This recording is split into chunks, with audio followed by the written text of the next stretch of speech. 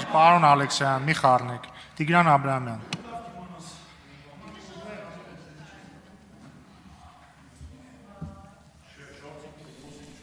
Հարգելի հայրենակիցներ,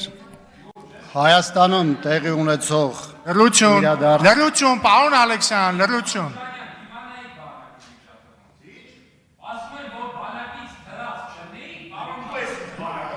Հարգելի գործընկերներ, լռություն։ Պարոն Մամիջյան, լռություն։ Նախ էս չէ, երկրորդն էլ 8 անգամ 2-ից 10-ից լռություն։ Պարոն Աբրահամյան, խնդրեմ, վերականգնեք պարոն Աբրահամյանի ժամանակ։ Հայաստանում տեղի ունեցող իրադարձությունները, գործող կառավարիչների քաղաքական կուրսն ու որպես հետևանք պետության ստացած բազմաթիվ հարվածներն ու վնասները վաղուց հասարակությանը ջրբաժանի առաջ են կանգնեցրել։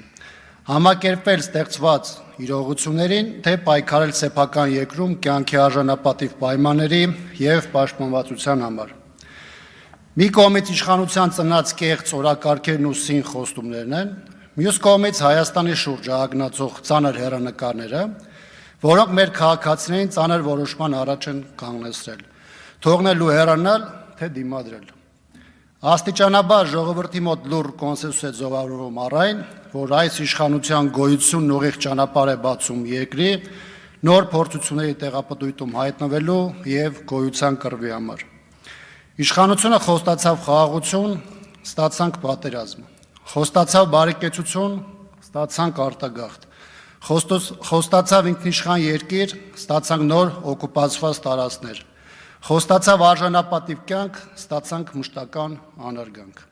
Չկա էլ բան, քան ներկայիս իշխանությունների կապիտուլյացիոն քաղաքականությունը կտրականապես մերժելը, որը լրջորեն խարխլել է Հայաստանի ինքնիշխանության հիմքերը, էականորեն թույլատրել անվտանգության մակարդակը եւ ոտնձգությունների ենթարկել մեր ազգային արժեքները։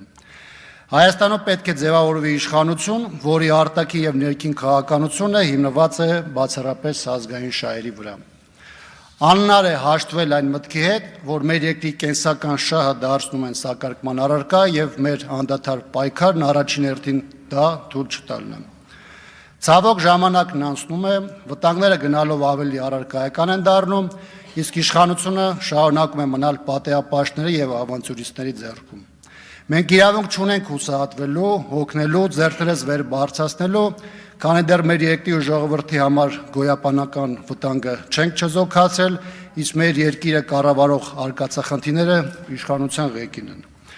Անշուշտ պայքարի ճանապարհը հեշտ, անխոչնդոտ ու պարզ լուծումներով չի լինում։ Պետք է մեծացնել դիմադրության ճակատը,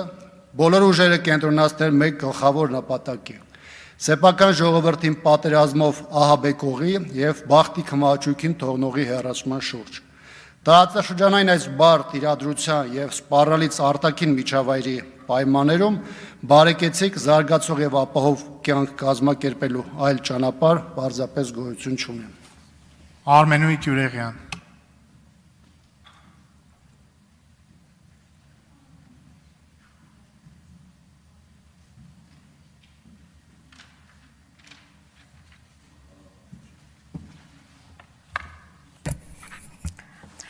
Սիրելի հայրենակիցներ,